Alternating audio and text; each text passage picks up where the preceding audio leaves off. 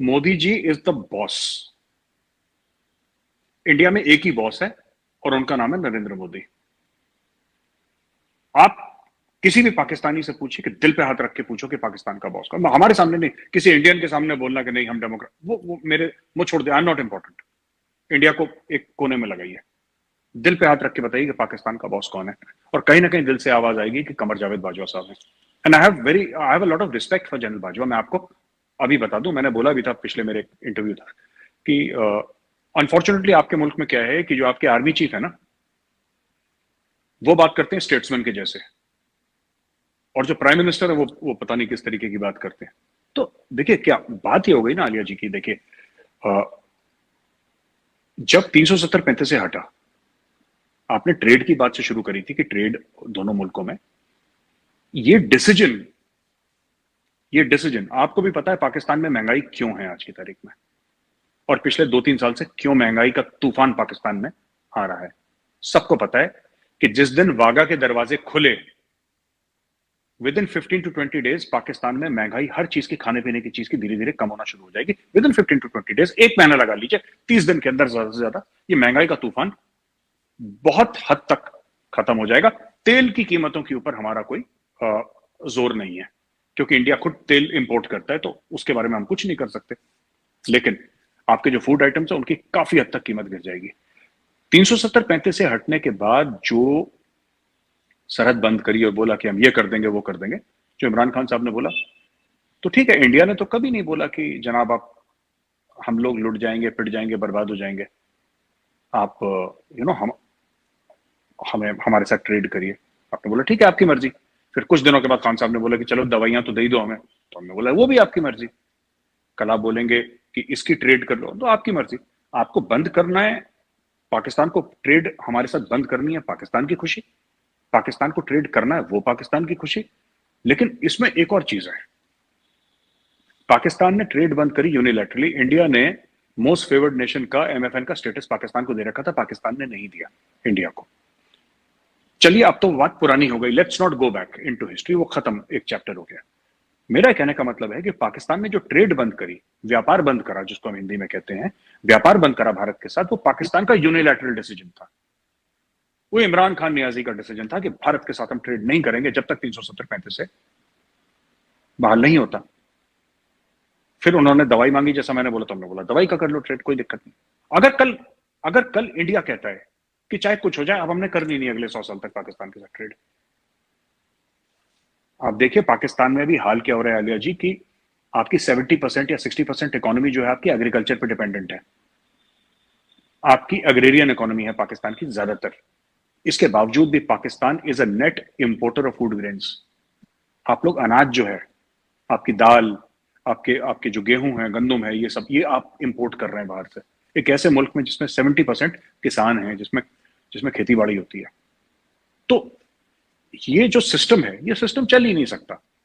तो बात यह है कि मैं ये देखता हूं कि अगर पाकिस्तान से कुछ ऐसे स्टेप्स लिए जाते हैं, as an Indian, as a former Indian army officer, अगर आप मेरे सामने बोलेंगे कि आप, और ये बड़ा आपको मेरा अटपटा सवाल लगेगा, लेकिन ये मैं दिल से बोल रहा हूं और सच बात बोल रहा हूं, अगर आप मेरे सामने आसिफ अली जरदारी, शहबाज शरीफ, नवाज शरीफ, इमरान खान, ये चारों को रखेंगे और बोलेंगे कि आप as an Indian army officer आप किस पे भरोसा करते हैं, तो मैं चारों को अलग रख के मैं बोलूंगा मैं जनरल बाजवा पे भरोसा करता हूं।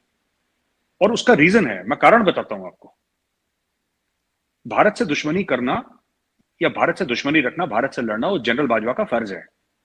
तो अगर जनरल बाजवा भारत के खिलाफ कुछ बोल रहे हैं, that's okay, that's his job.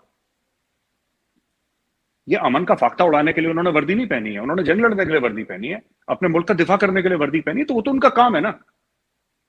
तो why should I say that he is a bad person because he is doing his job? No, वो अपने लिए अच्छे हैं, हम अपने लिए अच्छे हैं। पर जैसा मैंने पहले भी एक शो में बोला, वो बंदा दोगला नहीं है। दुश्मनी है तो है, दोस्ती है।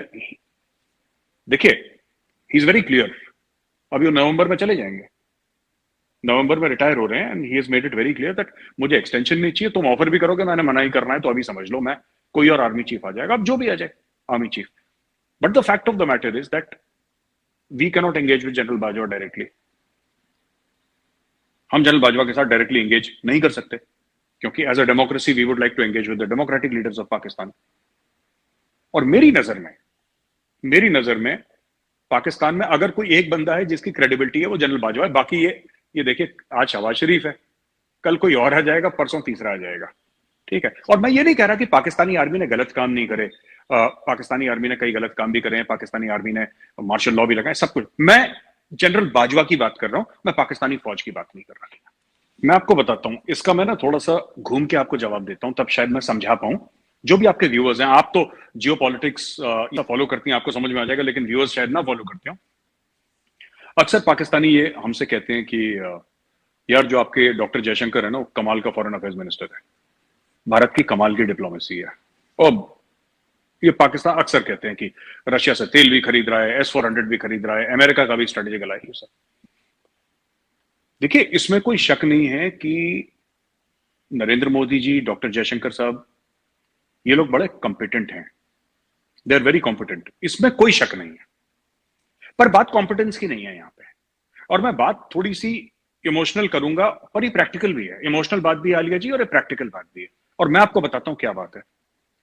आपको पता है कि डॉक्टर जयशंकर के सामने शाह महमूद कुरैशी इतने फीके क्यों लगते हैं? ये इमोशनल बात है, ये जज्बाती बात है, लेकिन ये सच है। इनको अपने मुल्क से ना, शाह महमूद कुरैशी को अपने मुल्क से मोहब्बत नहीं है, मैं आपको बताता हूं।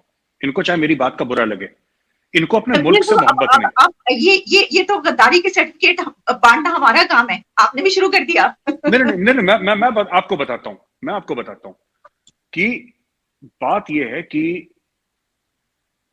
अगर इमरान खान ये बोले कि एटम बम गिर जाए पाकिस्तान पर, लेकिन ये सरकार नहीं रहनी चाहिए,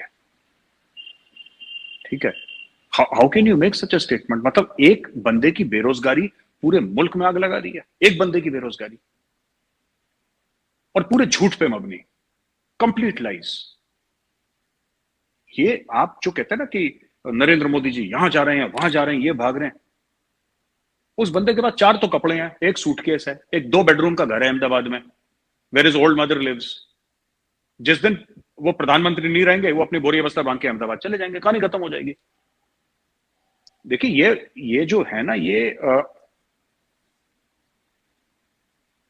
बैरागी टाइप के लोग हैं। इनके पास कोई वेल्थ नहीं है, इनके पास कोई चमकती हुई घड़ियां नहीं है हीरे की, इनके पास कुछ नहीं है। ये खाने भी ऐसे खाते हैं कि आपको लगता है कि मतलब कि बिल्कुल सादा खिचड़ी खा ली, थोड़ा सा ये खा लिया, ऐसा इनका खाना है। ये टोटली डेडिकेट। इसमें देखिए, सबसे पहले ठीक है, इंडिया के पास पैसा है, इंडिया बहुत बड़ी मंडी है, ये सब चीजें हैं, लेकिन इंडिया की डिप्लोमेसी तब भी अच्छी थी जब इंडिया में भूख से लोग मर रहे थे। अलिया जी, ये जो अक्सर पाकिस्तान में कहते हैं ना, भारत बहुत बड़ी मंडी है और सब लोग भारत की इस बात मानते हैं कि भारत पर बहुत पैसा है, ये पैसा तो हमारे पास 90s के बाद आना शुरू हुआ। भारत के तो बहुत बुरे हाल थे। हमारा 68 टन सोना, उस समय गोल्ड रिजर्व से चलती थी, 68 टन सोना हमारा गिरवी रख दिया था हम लोगों ने।